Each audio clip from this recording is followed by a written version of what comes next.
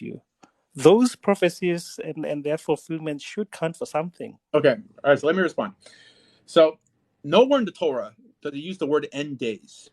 The phrase acharita yamim, in later days. There's no end days or the end of the world doesn't appear anywhere in the Torah. There's no end of the world. And there's no prophecy of God bringing Israel back. There's a formula. So the formula is that when Israel begins to disobey God, first, God sends them prophetic intervention. This is Deuteronomy chapter 18, that when you begin to emulate the nations you've displaced, God will raise up for you a prophet. Many prophets have arisen to try to help Israel come back to Torah.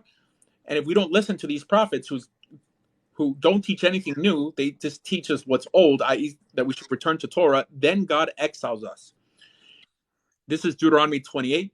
Like all the klalot, all the curses, all the calamities that will fall upon Israel if we don't turn back to God. However, in our times of distress, if we repent, Leviticus 26, God says that he will bring you back to the land if we repent. Now, this is not a prophecy. This is a formula. This has happened over and over again because this is not our first exile.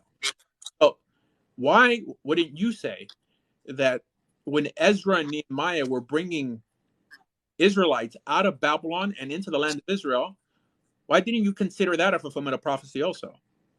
Why is it only now? That was also a prophecy because it's spoken of in the book of Daniel. Daniel 70 weeks of prophecy, that 70 weeks were determined upon the nation of Israel. They would spend that period of time in Babylon. Right. And even in Isaiah, you see God calling out Cyrus, one of the Persian kings, that you are the one who will, allow my people to go back to the land to rebuild the temple. No, I understand. So yes, we see those prophecies that were given and they were fulfilled even then, and there are other prophecies as well that are yet to be fulfilled, that would be fulfilled during the Great Tribulation period, and what have you.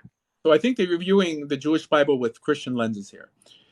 The formula that appears in the Torah was active in the time of Daniel and the time of Cyrus. God happened to use Cyrus to fulfill the final portion of that formula, that he brought them back. And it wasn't only because he destined them there for 60, 70, or 80 years in Babylon, but it was because Israel was repentant. This is why in Daniel chapter 9, Daniel is distraught, thinking that the time had already passed for Israel's redemption back to the land of Israel, because perhaps Israel didn't repent hard enough.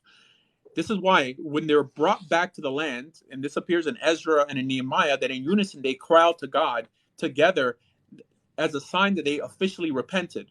And this is why they were allowed to remain in the land until they screwed it up with the Romans and they got exiled again. This is not our first exile. This has nothing to do with prophecy. Nothing. This has to do with the formula.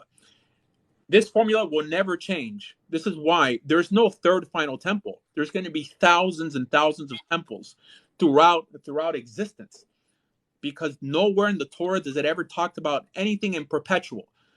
That for some reason God is going to bring you back to the land of Israel and you will never be able to sin. I guess He's going to give everyone religious lobotomies, because it says in the Torah that when you do sin collectively as a nation, God's going to exile you again. But what the rabbis and the Christians teach, that no, it's a millennial reign. So for 1,000 years, Jews aren't going to be able to sin. That's not what the Torah says. The Torah says that when you do sin, and everybody sins, you'll get kicked out again. And then when you get brought back to the land, one commandment is to build the Mishkan again. And the Mishkan got translated to become a temple with the stone Beit, the Beit HaMikdash. So this is why the term prophecy is misused, especially when people are pointing to one specific event when it occurred in the past.